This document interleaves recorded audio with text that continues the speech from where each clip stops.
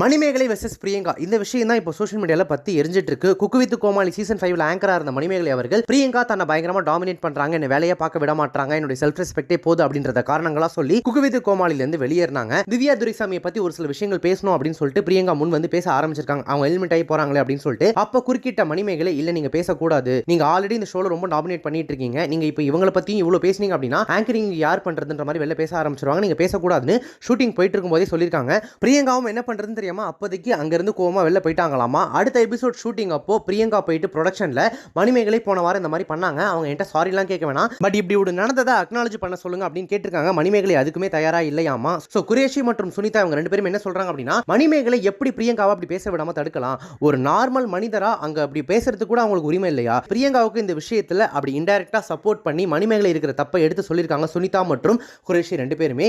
Okay இவங்க பக்கமும் தப்பு இருக்கும் போல அப்படின்னு சொல்லிட்டு இந்த விஷயம் வேற மாதிரி பத்தி எரிய ஆரம்பிச்சிருக்கு.